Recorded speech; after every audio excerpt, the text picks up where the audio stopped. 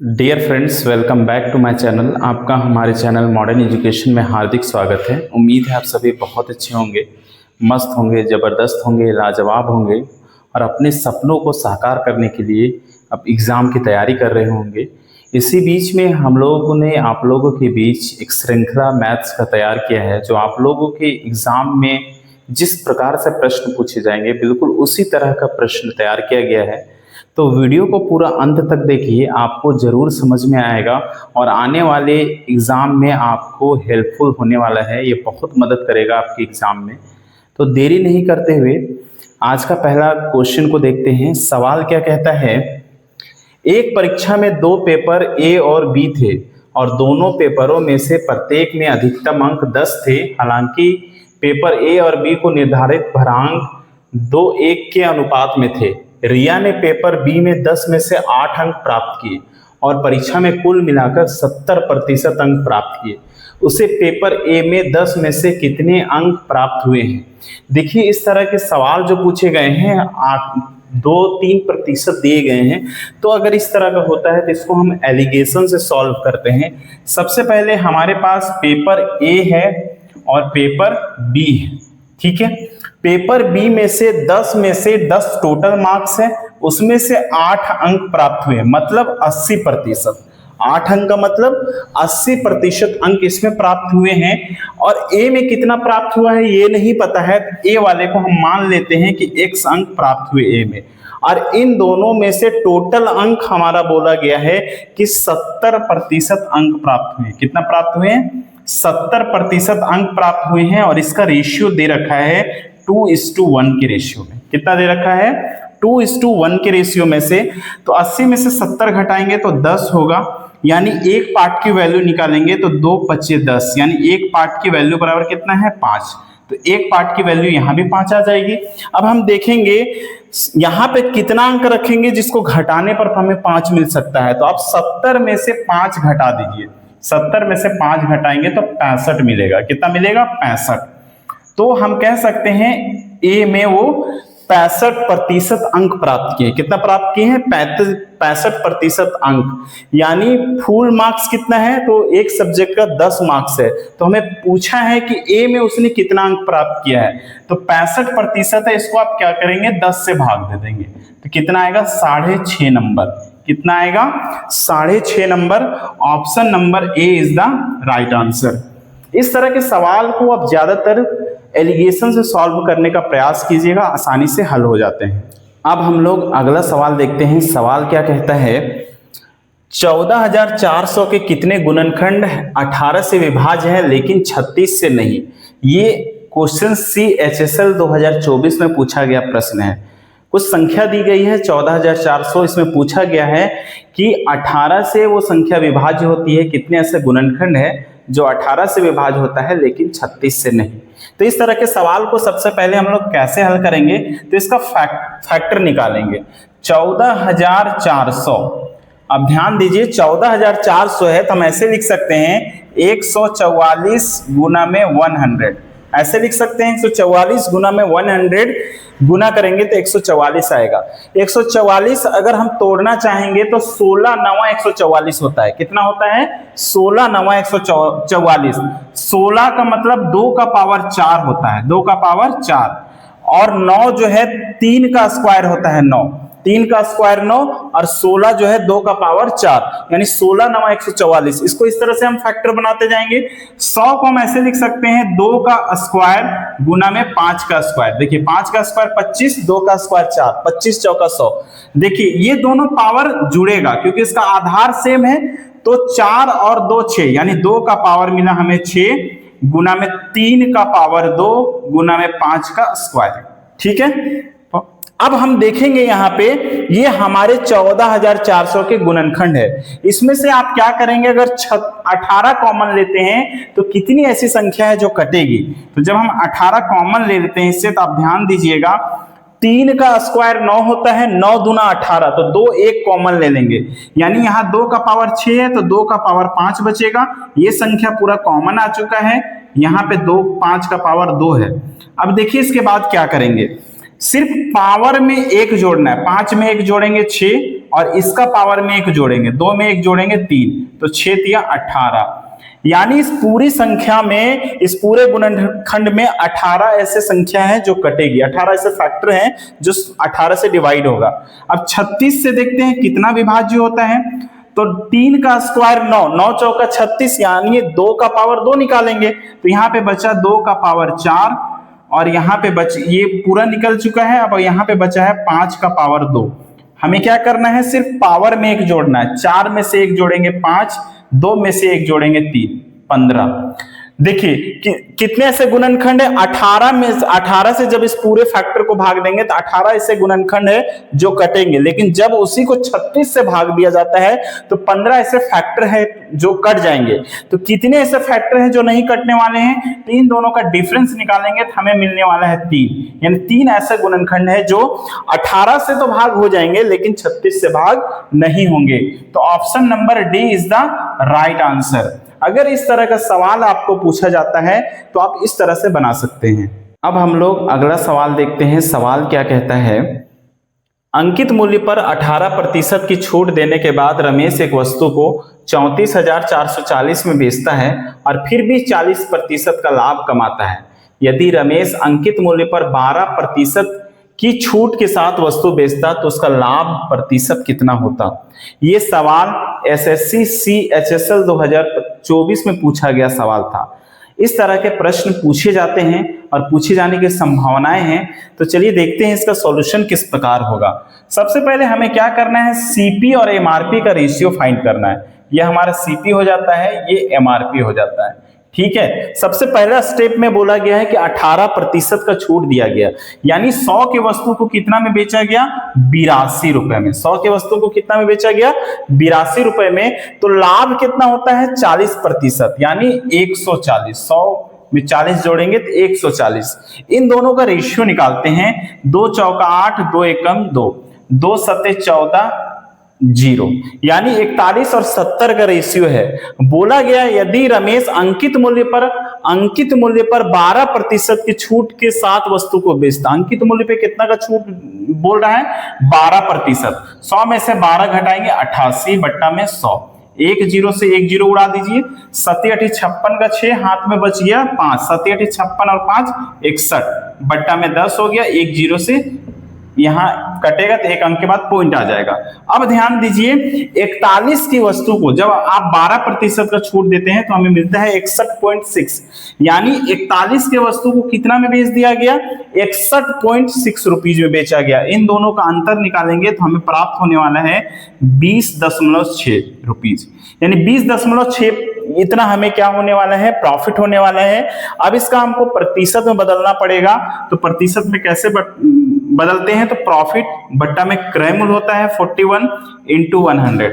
अब इसको हम लोग क्या करते हैं, इसको हम लोग कैलकुलेट करते हैं। तो एक अंक के बाद पॉइंट है, इसको हटाएंगे, 1 0 आएगा, यहां से काट दीजिए तो हमें मिलने वाला है 2060, यानी 4160 बट्टा में 41, यानी 2060 बट्टा में 41। अब इसको हम कैलकुलेट करते हैं तो हमें मिलने वाला है 41 × 205। यहाँ पे 206 था तो एक चला गया तो हो गया 10, नहीं जा रहा है तो 1 0 के बाद अगर हम पॉइंट लगाते हैं, 1 0 के बाद पॉइंट लगाते हैं तो यहाँ 1 0 हो गया, यानी हमें मिल गया 100। तो 41 दूना कितना हो जाता है, 82, यानी हम कह सकते हैं 50.2%। ऑप्शन में देखते हैं तो दिया हुआ है 50.24%। तो हमारा ऑप्शन नंबर बी जो होने वाला है वो बिल्कुल सही होने वाला है। तो इस तरह से हम इसको बना सकते हैं, आगे डिवाइड करने की जरूरत नहीं है। पॉइंट के एक अंक तक गए, उसके बाद हम ऑप्शन को चेक करेंगे। जब हम ऑप्शन को चेक करते हैं तो देखते हैं 2 के बाद, यानी 50 पॉइंट के बाद 2 कहीं नहीं है, तो यही हमारा ऑप्शन बी हो जाएगा। तो 50.24% हमें लाभ होगा। B is the right answer. अब हम लोग अगला सवाल देखते हैं। सवाल क्या कहता है, एक धातु के ठोस शंकु से जिसके आधार की त्रिज्या 21 सेंटीमीटर और ऊंचाई 30 सेंटीमीटर है, 5 mm त्रिज्या वाले कितने ठोस गोले बनाए जा सकते हैं? ये सवाल एसएससी सीजीएल 2022 में पूछा गया है। तो इस तरह के सवाल आपसे पूछे जा सकते हैं, इसीलिए इस सवाल को करवाया जा रहा है ताकि आपके आने वाले क्वेश्चन में आसानी हो सके, आने वाले जो एग्जाम होंगे उसमें आसानी हो सके। तो सबसे पहले इस तरह के सवाल को कैसे हल करते हैं, तो आप देख लीजिए, जब भी एक 3D आकृति से आपको दूसरी आकृति में जाना है, देखिए शंकु हो गया, शंकु से अगर आपको गोला बनाना है तो क्या होता है कि इन दोनों का आयतन जो है, अगर शंकु से आप गोला बना दीजिए तब भी ये दोनों का आयतन जो होता है, वॉल्यूम, वो क्या होता है, वो बराबर ही होता है। तो इन दोनों का आयतन निकाल के कंपेयर कर देंगे तो आसानी से इसके सॉल्यूशन हो जाते हैं, आसानी से इसके आंसर तक हम लोग पहुंच सकते हैं। तो शंकु का जो आयतन होता है वो होता है 1/3 पाई आर स्क्वायर एच, और जो गोला होता है, स्फीयर होता है, उसका जो आयतन होता है 4/3 पाई आर क्यूब। देखिए आपको आर यहां पे दे रखा है 1/3, पाई से पाई पहले काट लीजिए, यहां आर की जगह में आपको गिवन है 21, तो 21 को आप 2 बार लिख दीजिए। एच आपका 30 दे रखा है, 4/3, देखिए 3 से 3 उड़ा दीजिए। अब यहां पे आर का क्यूब, आर कितना है, 5 mm है, क्या है, 5 mm, और यहां पे कितना दे रखा है आपको, तो इधर जो आर दे रखा है वो 21 सेंटीमीटर है, कितना है, 21 सेंटीमीटर, और इधर mm है। तो दोनों को हमें बराबर करना पड़ेगा, या दोनों को mm में बदल दे या दोनों को सेंटीमीटर में कर दे। तो चलिए इसको जब सेंटीमीटर में कन्वर्ट करेंगे, 5 को जो है ना 10 से भाग दे देंगे, सेंटीमीटर में कन्वर्ट हो जाएगा, 5 एकम 5, 5 दूना 10, यानी जो त्रिज्या मिलेगा 1/2 सेंटीमीटर। ठीक है, तो त्रिज्या की जगह में हम लिखेंगे 1/2, इसको 3 बार रिपीट लिख देंगे, 1/2। देखिए 2 दूना 4, इससे ये कैंसिल हो गया। अब आप ध्यान दीजिए, ये जो है बराबर किधर आएगा, तो गुना का रूप ले लेगा। 21 को 21 से गुना करेंगे, 441 होने वाला है, और 30 ये जो है इसके साथ गुना होगा, 30 दूना 60। अब इससे गुना कीजिए तो 6 एकम 6, 6 चौका 24, 6 चौका 24 और 2 26। तो कितने गोला का रूप बनेगा, यानी छोटा छोटा कितना ठोस गोला बनाया जा सकता है, तो 26,460, यानी 26,460 ठोस गोले बनाए जा सकते हैं। Option number C is the right answer. बिल्कुल इसी प्रकार से आप अगर इस तरह का सवाल आता है तो ऐसे ही सॉल्व करेंगे। अब हम लोग अगला सवाल देखते हैं। सवाल क्या कहता है, एक चोर की चाल एक पुलिसकर्मी की चाल की 4/5 गुना थी। पुलिसकर्मी द्वारा 30 मिनट में पकड़े जाने से पहले चोर 6 किलोमीटर की दूरी तय करता है। शुरुआत में पुलिसकर्मी और चोर के बीच किलोमीटर में दूरी कितनी थी? अब सवाल देख रहे हैं, ये सवाल एसएससी सीएचएसएल 2024 में पूछा गया प्रश्न था। इस तरह के सवाल पूछे जाते हैं और आगे भी पूछे जाएंगे, तो बिल्कुल इसको आसानी से हम लोग सॉल्व कर सकते हैं। आइए देखते हैं। सबसे पहले जो दिया गया है कि चोर और पुलिस के बीच का जो चाल का अनुपात है वो 4/5 है। कितना है? 4/5। इसमें कंडीशन एक है कि दिया गया है पुलिस द्वारा 30 मिनट में पकड़े जाने से पहले, यानी पुलिस भी जो है 30 मिनट तक दौड़ता है, यानी समय वो भी 30 मिनट लेता है, और चोर भी टोटल 30 मिनट तक दौड़ता है, यानी दोनों कंडीशन में समय बराबर है। जब समय बराबर होता है तो जो उसका चाल का अनुपात होता है, चाल का रेशियो होता है, वही उसके डिस्टेंस का रेशियो हो जाता है। तो हमारा डिस्टेंस का रेशियो भी वही हो गया। अब जो है चोर द्वारा जो तय की गई दूरी है जो 6 किलोमीटर है। कितना किलोमीटर है? 6 किलोमीटर। तो तब हम एक पार्ट की अगर हम वैल्यू निकालना चाहेंगे तो एक पार्ट की वैल्यू बराबर होगा 6/4। हमें टोटल 5 पार्ट की वैल्यू निकालना है, क्योंकि पुलिसकर्मी कितना दौड़ा है। तो जब हम इसको 5 से गुना कर देंगे तो 2 दूना 4, 2 तिया 6, 5 तिया 15, 15/2 जब भाग देंगे तो आएगा 7.5 किलोमीटर। कितना किलोमीटर? 7.5 किलोमीटर। तो आप कह सकते हैं कि चोर ने टोटल डिस्टेंस कितना कवर किया है? 6 किलोमीटर, और पुलिस ने कितना किया है? 7.5 किलोमीटर। जब इन दोनों का हम डिफरेंट निकालेंगे तो 1.5 किलोमीटर आएगा। 1.5 किलोमीटर जो आता है, यही इन दोनों के बीच शुरुआती अंतर था, यानी चोर जो है पहले 1.5 किलोमीटर की दूरी तय कर लिया था, उसके बाद पुलिस जो है दौड़ना प्रारंभ करती है। तो option number D is the right answer. शुरुआती डिस्टेंस कितना था चोर और पुलिस के बीच में? 1.5 किलोमीटर का। अब हम लोग अगला सवाल देखते हैं। सवाल क्या कहता है, ₹5000 को 2 भागों में इस प्रकार विभाजित किया जाता है कि यदि एक भाग को 4% की दर से और दूसरे भाग को 5% की दर से निवेश किया जाता है तो दोनों राशियों से प्राप्त कुल वार्षिक ब्याज 223 है। 4% पर कितना निवेश किया गया? ये सवाल एसएससी सीजीएल 2022 में पूछा गया है। आपको जब भी इस तरह का सवाल दिया जाए, कोई एक राशि दी गई है, उसको 2 अलग अलग पार्ट में करके अगर निवेश किया गया है और दोनों का ब्याज दिया गया है तो आपको सीधा सीधा उस सवाल में एलिगेशन लगाना है। किस प्रकार से बनाएंगे तो आइए देखते हैं। सबसे पहले अगर मान लेते हैं कि टोटल राशि को अगर हम 4% पर ब्याज पर दे देते हैं तो 5000 का जब हम 4% निकालेंगे तो 200 ब्याज मिलता। अगर मान लेते हैं कि टोटल राशि को 5% पर देते तो ब्याज कितना होता? 500 का 2.5%।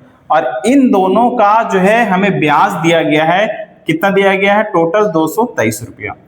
अब आप एलिगेशन लगा दीजिए, 250 में 223 घटा दीजिए तो हमें यहाँ मिलने वाला है 27 और 200 में 223 जब आप घटाइएगा तो यहाँ मिलेगा 23।